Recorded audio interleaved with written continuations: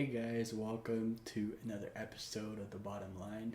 Both Deepak and myself hope that everyone is staying safe and healthy. As you guys may have seen on our Instagram, for those of you that follow us on there, the Bottom Line episodes are now available on your favorite podcast streaming platform. So the link to our Spotify, Apple Podcasts, and Google Podcasts can be found on our link tree, which is pasted in the description below. So be sure to check that out. You can access them within the ease of one click. Or you can also type in The Bottom Line with Deepak and Syed to find our podcast. With that being said, this episode is the debut of our exclusive series where we talk about potential topics of interest mentioned during our weekly podcast. So last week we talked about Parler, right, and how cybersecurity researchers were able to were able to find the raw data of images uploaded by a user on Parler. Now, how this works is that when you take an image from your phone, right, this image, or even your camera, I should say, so phone or camera. So these images have data attached to them that you call it's metadata, or another term for this is Exif data, which you'll see me using a lot. So what this Exif data includes is potentially the exact geolocation of where you took this photo, and also the device that you took the photo with. Now, these are just some of the things that are included in this data, and the purpose of this episode is for me to show you guys how this data looks, how to analyze this data, what data can be found from a photo that the metadata isn't extracted, and then lastly, how to extract this metadata yourself.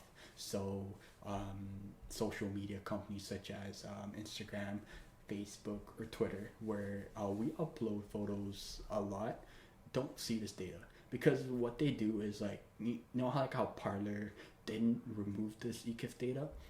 So what these other social media companies do is that they take your pictures, they see this Exif data, they pretty much extract it behind the scenes, and then after they allow the picture to get uploaded. Of course, like I said, this is all done behind the scenes, and then this can be confirmed by re-downloading the same picture that you uploaded and looking at comparing the data to the original one, and you'll see that all of the Exif data is gone. And I will go through this in the tutorial, yeah, so hope you guys enjoy the tutorial, and yes, so let's get to it. Hey guys, welcome to my environment. So I am currently using a Linux distro by TraceLabs. So it's a Kali Linux distro altered by TraceLabs. So yeah, quick shout out to TraceLabs for this VM. It's awesome. It has all the tools built in to do any sort of like investigation on images or OSINT. With that being said, I just wanted to give a quick shout out to TraceLabs, and the link to this VM and TraceLabs is in the bio, so be sure to check them out.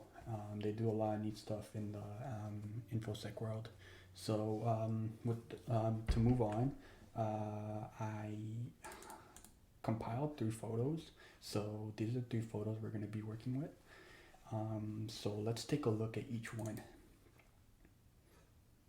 So this one right here, this one. So when you initially look at it, it's a picture of an animal. I would say it's like some sort of like chipmunk or squirrel, and you see these on the top right. You see these clothes hanging. So it looks like some sort of like campsite of some sort. So so this is one of the pictures we're going to be running through running through the Exif tool to see what the metadata this has attached to it. And then second picture, fish and chips, you gotta love it. So we'll see what this picture has to show with its Exif data. And lastly, this picture right here, taking a look while the load. It's just a sign. So this one, like, you can probably tell that they're near like this picture was taken near the town of Weyburn, and that's a quick like Google search. But it's going to be interesting to see what the metadata shows for this picture as well. So before I get started, I just wanted to point out that if you are listening to this on as a podcast on Spotify, Apple Podcast, or Google Podcast, please refer to the YouTube video, as this is a video tutorial or like a session. So to follow along, I think it would be better if you follow the YouTube video for this part. But I will try my best to explain everything I'm doing in the audio. But just so if you want a better understanding, or if you get lost, I would go refer to the YouTube video, which is included in the bio of this podcast. So feel free to take a look there. So without further ado, let's start with a picture of the animal at the campground. So we're gonna use a tool called. So I'm gonna CD onto my CD into this directory right here. So CD. Basically, I'm going into this directory, this file right here, and I believe it was this one, if I'm not mistaken. So this was the chipmunk photo. So we're gonna do. So the tool we're gonna use is Exif tool. So the way this works is you type Exif. So I'm gonna clear my screen here. Exif tool, and then the name of the file. So here it was. Whoops. Oh, let's do another ls. Copy the name of this again. Looks like it didn't copy. So right here, do a little Exif tool, and then paste this up. There it is, guys. So here's the Exif data attached to this. It's a simple copy. So this tool is amazing. Like you can use it. I will show a browser version of this tool in case you don't have Linux and you want to do a quick browser thing. But let's see what the Exif data has to say for this chipmunk photo. So the file name, size, all of this, file permissions. The Exif byte order is in little Indian. Again, this is kind of like beyond the scope of this video, but if anybody wants to learn more about these byte orders, I can do an in-depth thing, episode on that if anyone's interested. But moving on though, here you can see that the make is Sony. So this immediately tells us that this was taken by a camera, not a cell phone. It even shows a camera model number, orientation, and then the resolution, and then the software that the camera was using. This is key information that shouldn't be going to anybody. And then there's modified date. So as you can see, this picture is from 2017. What else do we see here? There's a lot of information here, as you can see, but I don't see any information here regarding the location. So with this, I'm assuming this Sony camera that was used was not did not have like the geolocation feature, so that's why the metadata doesn't include like the geolocation. But we were able to find out a lot of information regarding this picture just by running it through this. So this is the metadata attached to this picture. One thing I wanted to show you guys is if you wanted to like use like a link to do this, and you guys don't have the tool, I know a bunch of reviewers are going to be on a bunch of you guys are going to be on Windows, so you guys can just go on this Exif this website right here, and you can essentially just put the file in there. So we're going to put the same file in there. Just want to quickly show you guys. And this little robot check. Perfect. And now we're gonna see the image data. Currently loading. Taking a while. But let's see. Okay. So see guys, this tool shows the exact same things that the Exif tool was showing in the terminal. So essentially, you guys can use this link. I'll put this link in the bio as well. But you guys can use this link to view your metadata. And this is like the same information that we found on that on the other output as well. But again, no location data here, because this was not taken by a mobile phone. This was taken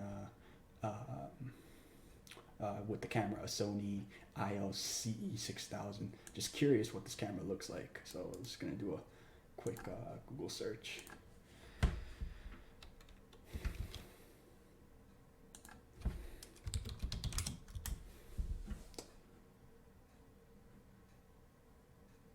Let's see what it says.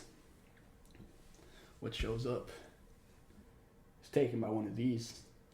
It was taken by one of these cameras. So the Exif data can actually tell you what device it was taken with. So I'm curious to see now what would happen if with the picture that's taken by a phone, because I know many of us take pictures with phones and upload them. So phones usually have location turned on when taking a photo, and if the metadata isn't stripped up, I want to show you guys what the Exif output would look like. So with that being said, let's look at the other pictures to see if we can find a possible geolocation. So we're just going to use this tool just to change things up a little. We're gonna run it through this tool right here. Again, you can run it through the terminal as well. This is the exact, this is a similar tool as well. The first method I showed you guys, I just wanted to show you guys both methods just so you guys know. If you want to set up your own environment, you can always feel free to download a VM and run it this way, or download exiftool to PowerShell as well on Windows. But that's another topic. But let's run it through this URL right here. Jeffrey's image metadata viewer. I actually love this site personally because you just upload the file and you get the thing, and the output is better too. But let's run the fish and chips one. Let's run the fish and chips. Fish and chips. Okay, so man, I'm craving fish and chips now. Anyways, let's get this thing out of the way. Whoops. So motorcycle. Yeah. Okay. All right, not a robot. Perfect. CAPTCHA tests. That's the only thing that's frustrating about this, but okay. So you guys see here, it shows the latitude and longitude. So first of all, this was taken by Samsung SM thing. So let's Google what this phone is. What phone this was taken with. Just out of curiosity, just to show you guys. Samsung Galaxy S7. That's what it was taken with. Again, exposure, auto exposure, and the programs, the exact exposure is taken at. Again, the user was using Flash, July 21st, 2017 at 2:09 p.m. And it couldn't specify the time zone, but this is good enough. And look at this, guys. See a location. Now, I like this site because it tells you, it directs you to Google, Yahoo, Wikimapia, OpenStreetMap, and Bing to see the exact location of this longitude and latitude. Like I told you guys, so if you take this with the phone, many times the metadata will have this on it, the exact location where you took this. So let's check Google and see where this was taken. Fish and chips, Revelstoke, British Columbia. It shows the exact address. This is the site, and this actually was a picture of one of my pictures back from 2017 when I actually went when I was actually in BC, and I actually ate at this place. So yeah, it shows that my metadata wasn't stripped, and I kind of wanted to use this example to show you guys how you can easily track the location of where the picture was taken. So if I were to upload this to Twitter or Instagram or Facebook, what they would do is take this metadata and strip it, but take this metadata and keep it to themselves. And if I were to re-download it from Twitter or Facebook, again, the metadata would be stripped. Like you wouldn't see anything if you run it through here. That same downloaded version. So yeah, I just wanted to show you guys this. Okay, so let's try the third one now. Again, I just want to show you these right here. There's more data here. Like, look at it, above sea level. longitude, latitude, all of this. Like this is way better than the camera. Like this is way more information than the other picture that was taken by the Sony camera. So yeah. By the way, guys, shout out to this fish and chips place. It was actually amazing. I remember going there. So if you guys are ever in Revelstoke, BC, definitely check these guys out. They were amazing. This was amazing. Anyways, onto the third picture. So the sign. So let's get that. Upload that. It is uploaded. This captcha test again. Parking meters. Perfect. Passed it in one try this time. Okay. And again, it shows a location. Same phone. Lens. And it shows the exposure, so auto exposure. I remember when I took this picture, I had auto exposure on, like autofocus on. So yeah, it pulls everything. And yeah, same geolocation and stuff. I'll show you guys the Google map in a bit. I just wanted to show you guys the Exif data, the full data. So create date or 2017. So around the same time as the other one. No flash, wasn't using flash. What else is there that stands out? Again, latitude, longitude, altitude, timestamp, and date stamp. Like all of these are like on there. GPS altitude, 515 meters. A resolution. Like this is insane how much you can get from this. Look at this. All this. GPS date / time. Megapixels. Like all of this information is attached to this with this pictures data. So let's go on Bing this time, Bing, and see where this was taken. And Saskatchewan. So let's zoom out a little. So pretty close to Moose Jaw, Saskatchewan. And this was actually taken by me. As you guys can tell by now, I had a Samsung at that time. We're actually driving, doing a little road trip across Canada, and we're in Saskatchewan at that time. And we're on our way to BC, essentially. And yeah, so I thought these were two very cool pictures I would show you guys. And now, extracting the metadata from these that's something that I wanted to also show you guys. So we could just do a simple Google search saying metadata. Sorry, Exif extractor.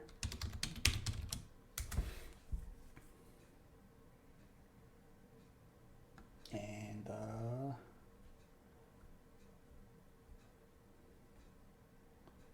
Exif remover, sorry. There we go. This was the one I was looking for. So again, I'll put the link of this in the description. So we'll try to remove one of these pictures, one of the. So essentially, you should do this. You should do this before uploading any of these pictures to a social media site. Of course, I didn't do it with these pictures because I was on the road and like I really didn't. I didn't really feel the need to like get rid of the location on these or the metadata on these. But say if you take a picture at home and you post it, right? And you don't want like these people to know, right? Like people that outside of your comfort zone to know where you live, right? So that's why it's essential to remove this if necessary, because that geolocation feature is really really insane. It's really scary. People can know exactly where you are, right? So this is exactly what I want to show you. But anyways, let's take the Exif out of this fish and chips picture. So let's remove the Exif here, and we got it. So let's save this. So where does it save? It's saved in my downloads. So we're gonna CD into my downloads. ls, and we're going to do an Exif tool on this one. So this is the same fish and chips picture, but with no metadata. So let's paste this here, and now I want to show you guys the difference. Look at this. Nothing. No phone. Nothing. No phone history. Nothing. It just has a file name, the file, no directory, just the file size, and then permissions, and like it's encoded basically. See Huffman encoding, and yeah, pretty much it's all that information is gone. This is ideally what you want to do before uploading any picture that has a location to it that you don't want other people to know. So always remove this before uploading to social media, because what they'll do is they'll take this information like the metadata and they'll keep it, and we don't know what they do with it. So it's always good to take a look and see. There is a way to do this on the iPhone as well. It's really simple, and let's take a look at that next. So now onto the iPhone, there's this app called Exif Metadata. We mentioned this during our podcast last week during episode 4, but essentially here you can see this picture was taken in a room. It was taken by iPhone 8 Plus. No location was extracted in this metadata, but other information is there, which ideally you would want to get rid of before uploading to any sort of social media site, right? So all you would do is just press the remove Exif or remove all metadata buttons, and click yes here, and it would do it. There are a lot of advertisements on here. I cropped out the advertisements here, but as you can see, it works out. Yeah, so moving on to Android, as you guys saw with the tutorial, I was an ex Android user. I had the Samsung Galaxy S7 at first, and then the Samsung Galaxy S8, which those two pictures were taken with. But then ever since then, I moved on to the iPhone 8 Plus, which I currently still have. So yeah, I figured that a few of your users, or maybe a lot of your users, use Android. So I found this list of the six best free Android Exif editor apps for Android devices by Naveen Kushwaha. So shout out to Naveen. Just gonna quickly go through this list. Always do your own due diligence and go through this list and for your needs. But number one on his list is, and his favorite. So it's Exif Pro, and one good benefit that I see here is that it lets you export updated metadata in CSV image format. The main feature I would look in this list is, for our purposes, is that it has the ability for us to remove the image metadata. So that's something that you can look for. Second on his list is Photo Exif Editor. Again, another great tool, and it allows you to remove Exif, so that's great. And then third is Exif Tool, and here the app is optimized for raw images of Canon, Casio, so like cameras basically. So I think this would be great for like anybody, photographers, professional photographers here who want to get rid of their metadata. This app would be great for them. And next one is Exif Edit Tool, and again, it has its own features of raw images of various cameras, and it can exit Exif data of like different type of resolutions and flashes, like in focal length and white balance, etc., and GPS type. So that's really handy. And then it has an image viewer to view input images before editing their Exif data. So that's great. Another great tool. And then bulk delete as well, so you can bulk delete Exif information on multiple images, so that definitely saves time. So I'll definitely take a look into this. And then Photo Exif Professional Editor looks like another great tool. Advanced Exif Metadata, you can edit that, so that's something to look into. And then I believe the last one on his list is Image Exif Editor, and again, this one has its own benefits, so I'll leave this link in the description.